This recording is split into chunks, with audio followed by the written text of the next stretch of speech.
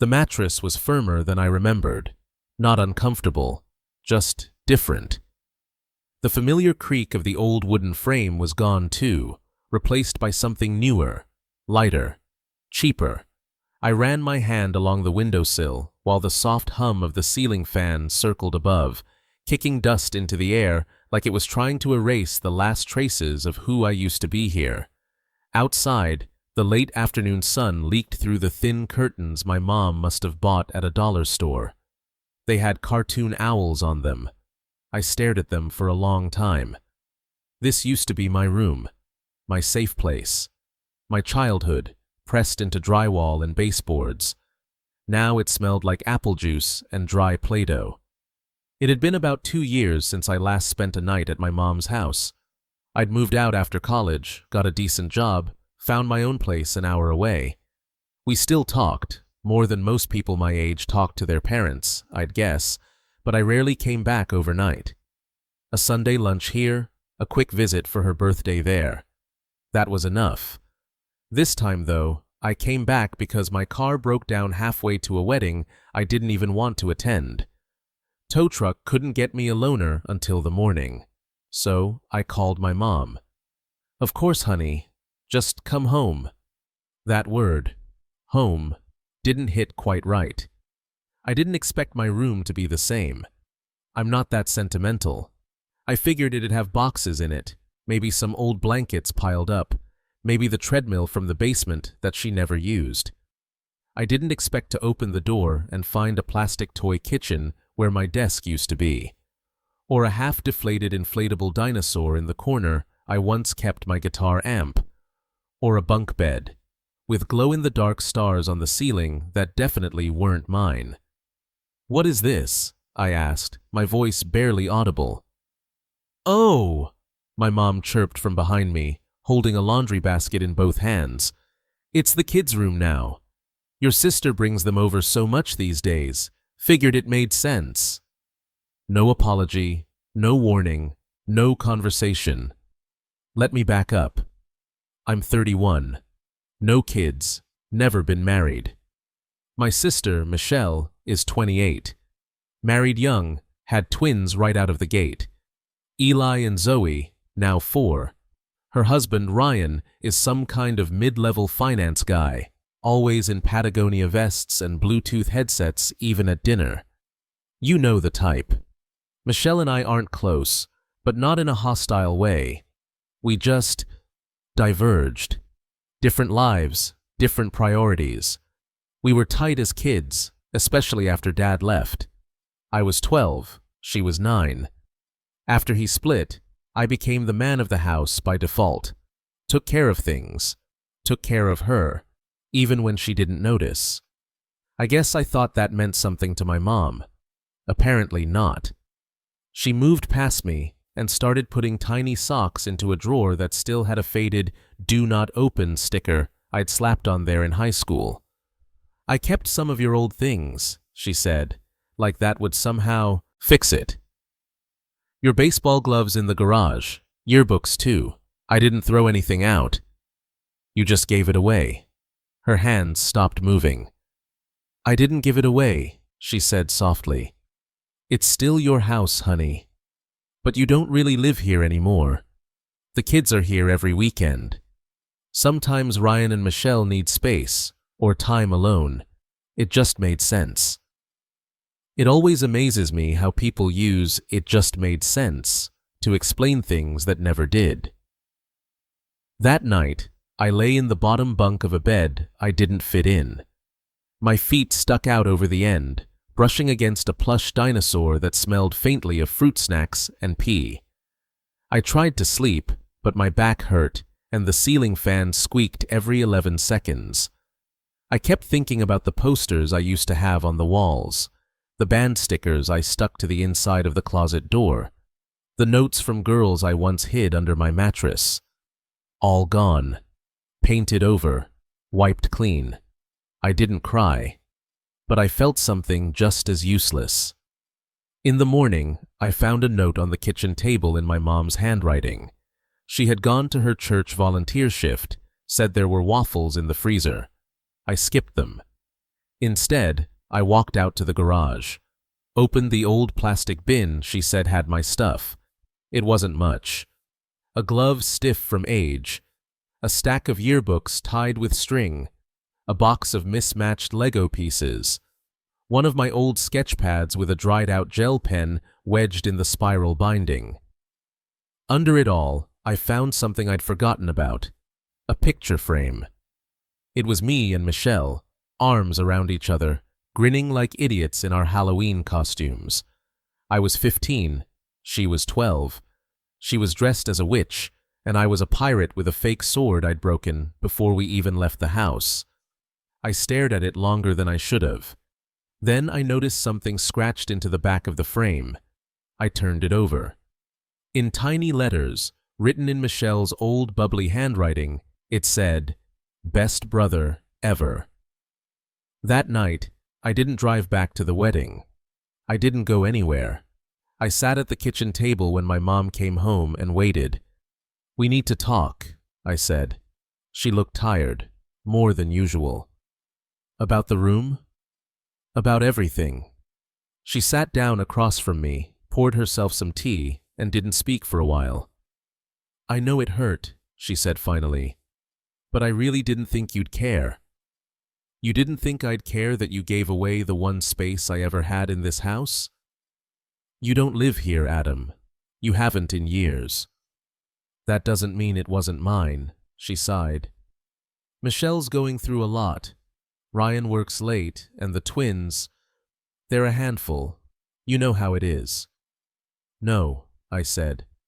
"I don't, because no one tells me anything anymore." That's when it came out. The real thing. I took care of this family when Dad left. I helped raise her. I gave up a lot for this house, and now it's like I was never here. My mom's eyes shimmered for a second, but she didn't say she was sorry. "I didn't think you needed it anymore," she said. I stood up. "I guess I don't." I left that night. Didn't pack anything. I hadn't brought much. But I took the photo frame. That, at least, still belonged to me. The apartment was dark when I got home. The kind of dark that feels too quiet, even for midnight. I flipped on the hallway light and dropped my keys a little harder than I meant to. They clattered onto the kitchen counter and echoed back at me. No welcome, no noise, just that empty aftertaste of being somewhere you're supposed to feel comfortable but don't. I stood there for a few seconds, jacket still on, door half open behind me. Then I went to the fridge, opened it, stared at nothing. There was milk, bread, 2 beers. I took one and sat down on the couch, still wearing my shoes. I didn't call anyone that night. Not Mom, not Michelle, not anyone from the wedding I bailed on. I just sat there, beer in hand, watching the ceiling more than the muted TV screen. The thing is, what ate at me the most was that no one thought to ask. Not Mom, who could have sent a text months ago or mentioned it the last few times we talked. Not Michelle, who used to come crying into that very room when she had nightmares after Dad left. I'd sit up with her, walk her back to her bed, sometimes even let her sleep on the floor next to me when she didn't want to be alone. Not even once did they think, "Hey, maybe we should check with Adam before we convert his entire past into a kiddie zone." The next day, I went to work like everything was fine. I work in IT for a mid-sized logistics company. Not glamorous, but stable. I do help desk stuff, network issues, troubleshooting, mostly behind the scenes, occasionally dealing with people who think turning something off and on is black magic. My coworker Josh noticed something was off. "You good?" he asked, halfway through microwaving a breakfast burrito. "Yeah, just didn't sleep much." "You look like someone slept inside a tire." I laughed a little. That's the thing about Josh. He can call you a wreck and still make it funny. He offered half the burrito. I took it. Later that afternoon, I got a text from Michelle. "Hey, Mom said you came by?" Sorry we missed you. You left already? No punctuation, no apology, no explanation about the room. I didn't answer right away. I just stared at the message. Then I typed, "Yeah, the room looks good." That was it. I thought it was petty, but I also knew she'd take it as a jab, and I wanted her to. I wanted her to feel that maybe something wasn't right. She replied a minute later, "OMG, I didn't know you'd be upset. We just needed somewhere for the kids to crash. It's not like you were using it." I locked my phone. The weekend came. I usually spend Saturdays doing laundry, catching up on shows, maybe playing some pickup basketball if the guys are free. This time, I found myself digging through my closet.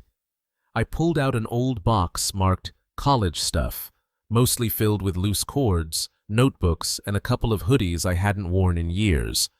Buried underneath was a folder labeled apartment lease agreements, and behind that, the old sketchbook, not the one from the garage, a different one. Inside were drawings I barely remembered doing, some of my old comic strips, some portraits, a few architectural doodles I used to copy from magazines. And there, near the back, was a drawing I'd made of my childhood bedroom, desk in the corner, bed under the window, bookshelves lining the far wall. I'd sketched it like it was a fortress. Walls lined with treasures, posters like banners, the closet door a secret vault. I'd titled it, "My Kingdom." I don't know why, but I took a picture of that page and texted it to Michelle. No caption. A few minutes later, she replied, "Wow, I forgot about that. You used to stay up late sketching all the time." Then another message, "You mad at me?" I stared at it for a while, typed and erased at least 4 different responses. Finally settled on, "You didn't even ask." She didn't reply for the rest of the day. Sunday morning, Mom called. I let it ring the first time. Second time, I picked up. "Adam," she said, "you okay?" "I don't know. Are you?" she sighed. "I didn't mean to hurt you. I really didn't. I just thought it made sense." "You keep saying that, like my absence is proof I don't matter." "You matter, sweetheart. You always have." "Then why did I have to find out like that? Why does Michelle get everything now by default?" There was a pause. "Because she needs it more," Mom said. That stung. She must have felt the silence on my end because she added quickly, "You're stable, Adam. You've got a job, your own place. She's barely keeping it together. Ryan works so much, the twins are exhausting. I see her cracking. I don't know how to help her sometimes." "And what am I?" I said. "Just the functional one you can count on, so you don't have to think about me." "I never meant for you to feel that way." "But you did." Later that afternoon, Michelle texted again. "Want to meet up? Coffee? Just us? I think we need to talk." I almost said no. But something about her tone, it felt different. Not dismissive. Not defensive. So I said yes. We met at a little coffee shop halfway between our places. She was already seated when I walked in, nursing a large chai latte and looking like she hadn't slept in days. She smiled when she saw me. It didn't reach her eyes. "I didn't think this would turn into such a thing," she said when I sat down. "Well, it did." "I'm sorry," she said quickly, no fluff. "Really, I should have talked to you first. I thought Mom would, and then everything happened so fast." I waited. She sipped her drink. "You were always the strong one," she said quietly. "You didn't complain. You didn't need anything. I guess I assumed that hadn't changed." "That's not a compliment." "I know." We sat in silence for a bit. "I found that old photo," I said. "The Halloween one." Her face softened. "I loved that night." "I read what you wrote on the back." She looked down. "You were the best brother. I guess I stopped acting like it mattered. I let that sit for a while. Then I said, "It still does." When we left the cafe, she hugged me tight. It felt real, not obligatory.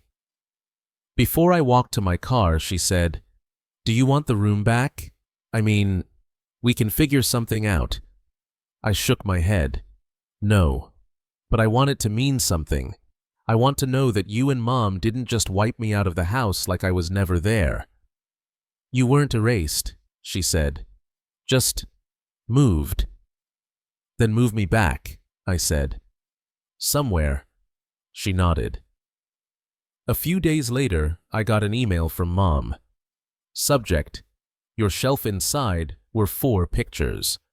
One showed the hallway bookshelf, now with a framed photo of me and Michelle on Halloween, a copy of my college graduation program, and the drawing I'd sent her, printed and framed. The second photo was of the garage, my stuff no longer in a bin, but organized neatly on shelves labeled Adam's Things. The third was a note in Mom's handwriting. "We see you. We remember. This is still your home too." The fourth was of the twins, asleep in the bunk bed, clutching a pirate plushie. It wasn't mine, but I smiled anyway. The funny thing about reconciliation is that it doesn't come with trumpets. There's no banner that says, "You're all good now." No orchestral swell. It comes in small shifts, a reworded sentence, a framed photo, a quiet choice to show up again. 3 weeks passed after Michelle and I met up at the cafe. We weren't texting constantly or anything, but the ice had cracked. We were on speaking terms again, and this time the conversations weren't so stiff. I even started getting little updates from her. "Zoe drew a purple dog today. Swears it's real." Eli tried to flush Ryan's AirPods down the toilet. Twice. Mom's making her pot roast Sunday. "You should come." I didn't go right away, but I didn't delete the messages either. One Thursday evening, my mom called just as I was heating up a frozen lasagna. I almost let it go to voicemail, but something told me to answer. "Hey," I said, phone cradled between my cheek and shoulder as I pulled the foil off the tray. "Hi, sweetheart. I know it's late, but do you have a minute?" I turned off the oven. "Yeah, what's up?" She exhaled like she'd been holding something in. "There's something I want to ask you, and I want you to think about it before saying no." "Okay." I've been volunteering a lot more at the center lately. We're starting an after-school program for kids, some from tough backgrounds, foster situations, single-parent homes. We need someone to help set up the tech stuff, computers, Wi-Fi, maybe teach a little coding. I blinked. "You're asking me?" "Well, yeah," she said, like it was obvious. "You're good with that stuff, and I thought it might be good, for you, to be around people again." That last part stung a little, but not in a cruel way. More like when a doctor pokes the sore spot you didn't realize was still bruised. I ended up saying yes. I told her I'd check it out the following Tuesday, meet the other volunteers, get a sense of the setup. When I arrived, I didn't expect much.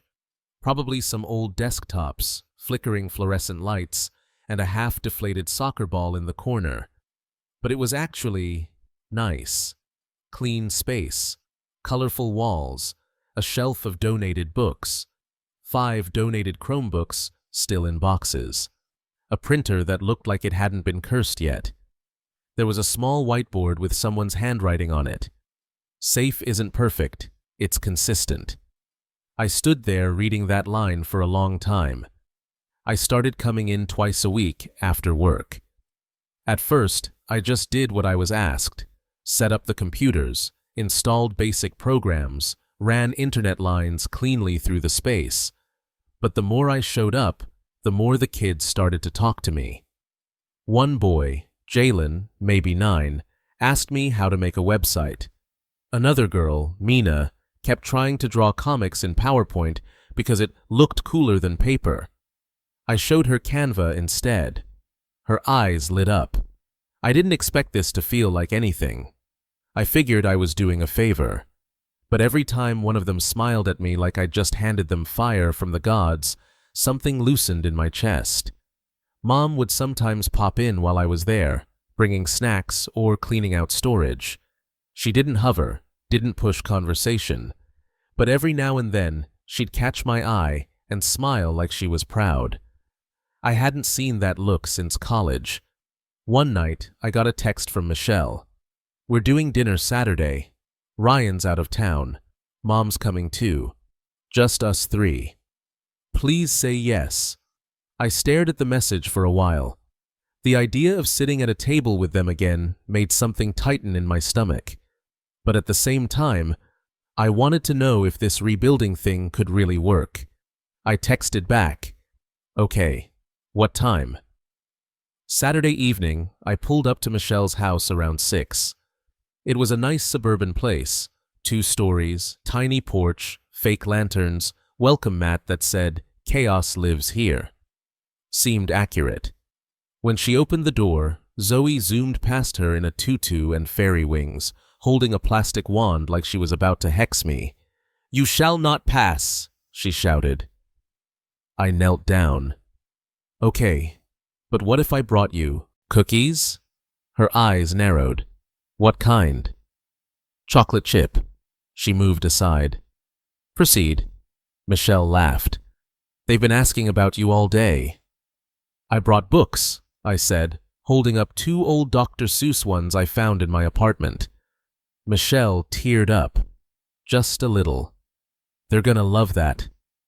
Dinner was good. Homemade pasta, garlic bread, some salad no one touched. Mom was there too, already sipping wine by the time I sat down. The first 20 minutes were surface-level stuff. Work, weather, Eli's new obsession with frogs. Then, as the kids ran off to watch cartoons, things got a little quieter. "I'm glad you came," Mom said. "Me too," Michelle added. There was a pause. Then Michelle said, "I've been thinking a lot about what you said. About the room. About feeling erased." I looked down at my plate. She continued, "I was selfish. I was overwhelmed, but that's not an excuse. You mattered. You still do.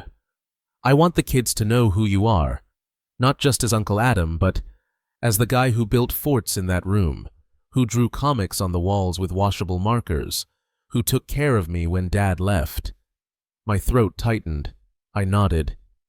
"You know," Mom said, "we could still make space for you." I looked up. "Not in the bedroom," she said quickly. "I mean, in the house, on the walls, in the stories we tell. You've always been here. We just got caught up in the now and forgot to bring you along." For dinner, I helped Michelle clean up while Mom got the kids ready for bed. There was a moment, just the 2 of us at the sink, where she looked over at me and said, "I kept something from your room." She walked to the hallway, came back holding an old shoebox. Inside were my old sketches, not the ones I thought were lost, but ones I made just for her. Superhero versions of her as a kid, fighting dragons and rescuing animals. She'd asked for them after our dad left, said they made her feel brave. "I never threw these out," she said, "even when I was mad at you, even when I thought we were growing apart. I thought they were gone. I couldn't get rid of them. They were you." That night, driving home, I felt something I hadn't in a long time. Not closure exactly, but presence. Like I'd stepped back into a story that wasn't finished, and this time I had a pen too. A week later, the kids at the after-school center finished a group project, a mural on one of the side walls. They painted a tree with handprints for leaves, each kid adding their own. They named it the Remember Tree.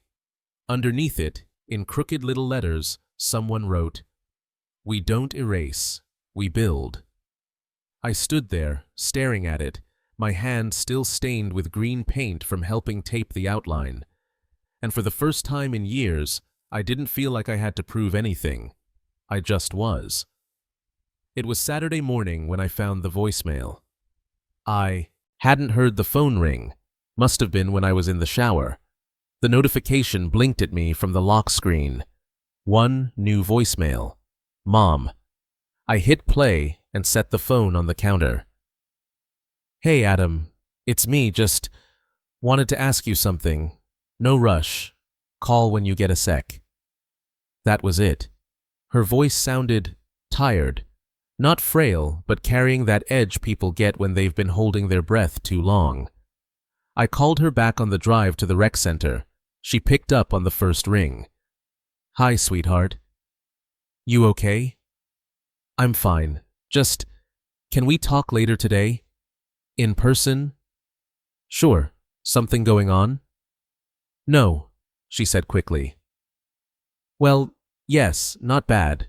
Just come by when you can. I nodded, even though she couldn't see it. Yeah. After the center? Perfect.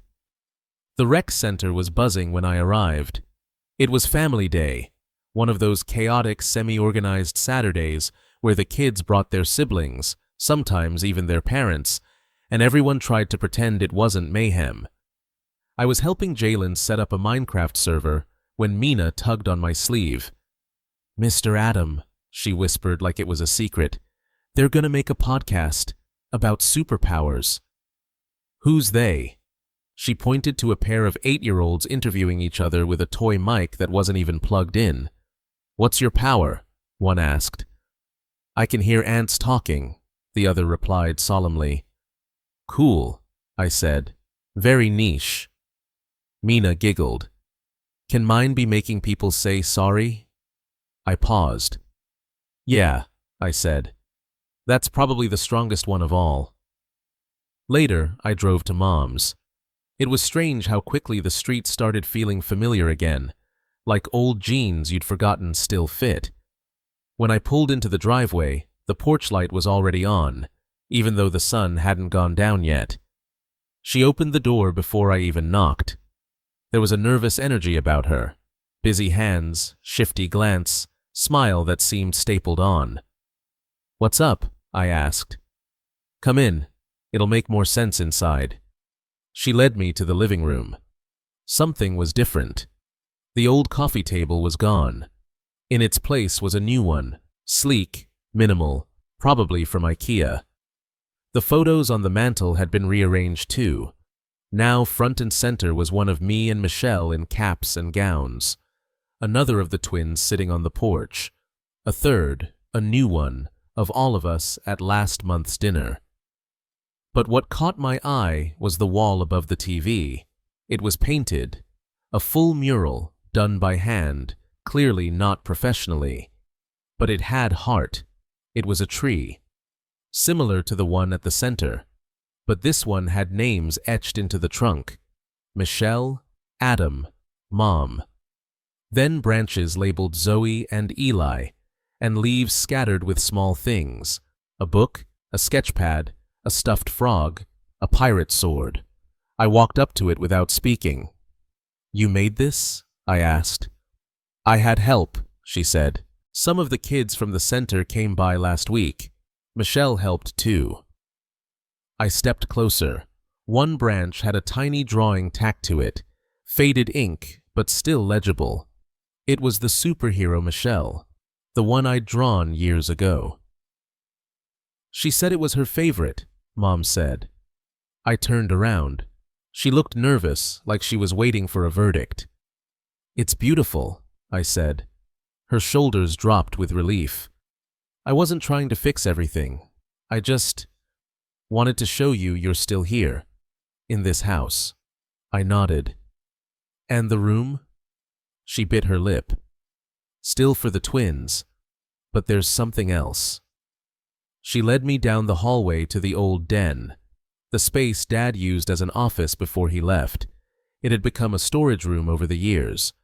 Last I saw it, it was full of mismatched chairs, unopened mail, and a broken elliptical. Now it was clean.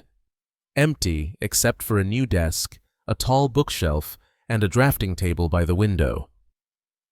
"I thought maybe you could use it," she said, "when you're here, or if you ever want to stay." I didn't say anything at first. Then I walked in and ran my hand over the table. "Thank you," she exhaled. I kept thinking, maybe I couldn't undo what happened with your room, but maybe I could offer something new. I stayed for dinner again. Michelle showed up too, kids in tow. They had macaroni on their cheeks within 5 minutes and crayons in their hair by dessert. At one point, Eli climbed into my lap with a battered picture book and asked, "Can you read this one? Mommy says you do funny voices." "I do not," I said. "You kinda do," Michelle chimed in. I shrugged and began reading. When I gave the turtle a Scottish accent, both twins collapsed into giggles. Mom snapped a photo. Later, she sent it to me with the caption, "Still your home." A few weeks passed like that. Slow, ordinary peace. The kind you don't notice until you realize you're not bracing for conflict anymore. Then one Thursday, Michelle called. "You free Saturday?" "Probably. Why?" "I want to show you something." "Should I be worried?" "Only a little." Saturday morning, she picked me up. "Where are we going?" I asked. "Somewhere nostalgic." 15 minutes later, we pulled into the parking lot of our old elementary school. It had been repainted since we were kids, but the shape was the same. The squat brick building, the faded hopscotch court, the rusting monkey bars. "What is this?" I asked. She pulled something from her bag. A flyer. Alumni Art Auction. All proceeds to the after-school center, featuring work from local artists, students, and volunteers. "You submitted something?" I asked. "Nope," she said. "We did." I stared at her. "Remember that comic you used to draw, the one where I was Supershell and you were Captain Sketch?" "You didn't." "I did." Turns out she'd scanned some of my old pages and printed a full zine version, 8 pages, black and white, with a new cover I didn't recognize. "You redrew this?" "Yeah, I had some help. One of the teen volunteers at the center is good with layout." She handed me a copy. It looked legit.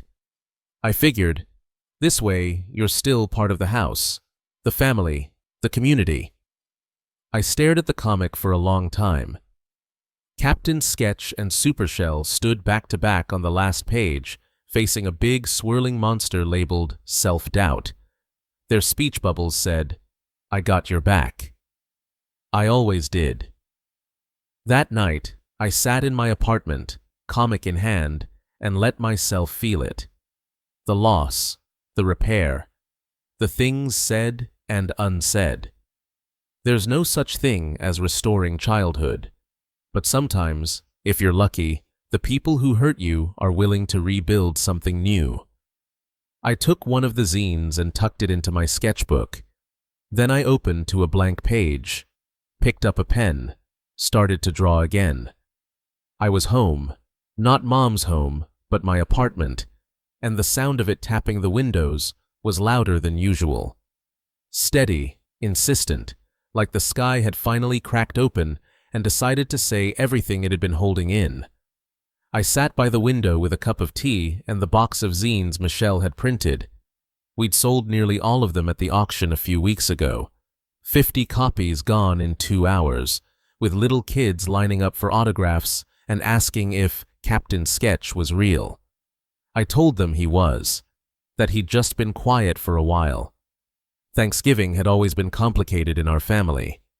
After Dad left, Mom tried to keep up the traditions. Stuffing from a box, canned cranberry sauce, a pumpkin pie she always insisted she baked, but everyone knew came from the freezer aisle. For a few years, we kept it small, just us 3. Then Michelle got married, had the twins, and the guest list changed. Suddenly, the table was full again, but somehow I started feeling smaller in it. This year felt different. Mom had called 2 weeks ago, asked if I could come early. Not for cooking, she'd clarified, just for presents. So I did. When I arrived, Michelle was already there with the twins, who were outside jumping in piles of wet leaves in superhero pajamas and rain boots. I walked past them and into the kitchen, where the smell of nutmeg hit me first. "Hey," Mom said from the stove. She was in an apron I hadn't seen in years, the one with the cartoon turkey on it that I bought her in 5th grade at a school craft fair. "You kept that?" I asked. She turned around, flour on her cheek. "Of course. It's the only one that doesn't fall apart in the wash." The living room had changed again. My drawings, new ones, were now framed on the wall. Things I'd made over the past month for the kids, for the center, for myself. A poster of Captain Sketch and Supershell sat proudly in the hallway, and on the bookshelf, a framed printout of my first website, the one I helped Jalen make. Welcome to Jalen's world, where anything is possible. I ran my hand along the edge of the frame. Then I noticed something new on the shelf. A plaque. In honor of Adam. Builder, listener, belonging maker. I blinked. "Michelle made that," Mom said, coming up beside me. "She said it was time people saw you the way we do." Dinner was noisy in the best way. Zoe tried to convince me turkey came from dinosaurs. Eli stuffed 5 rolls into his hoodie pocket for later. Michelle told a story about Ryan getting stuck in an elevator and farting in panic. Mom laughed so hard she nearly dropped the gravy boat. When it quieted down, I gave a toast. I hadn't planned to, but the room felt right. I stood with my glass of cider. For a long time, I thought being the quiet one, the stable one, meant I didn't need things, that I didn't need to be seen. Michelle lowered her eyes. Mom reached across the table and touched my hand.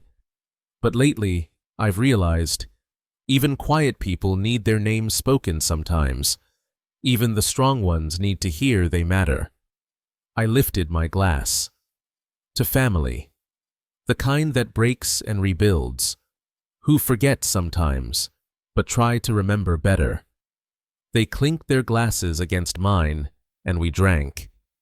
After dinner, while the twins snored on the couch in a tangle of blankets and frosting stains, Mom brought out something from the garage. It was my old dresser drawer. "I never opened this one," she said. "Didn't feel right." I sat on the floor, legs crossed, and pulled it open. Inside, my old Polaroid camera, a couple of notebooks, a folded sweatshirt with a tiny rip at the collar from a bike crash I had in 7th grade, and, under it all, the original drawing of my childhood room. Not the version I'd scanned, but the first one, creased, taped at the edges, a smudge where I'd erased too hard. I held it up. Michelle sat beside me on the floor. "You really thought of it like a kingdom, huh?" It was the only place I felt like myself for a long time. "Well," she said, nudging me, "you kind of built a new one." The twins woke up just before I left. Zoe was still half asleep when she tugged on my jacket. "Uncle Adam?" "Yeah?" "You can sleep in our bunk bed if you want." I smiled. "Thanks, kiddo. Maybe next time." She thought for a second. "You could be the top bunk boss."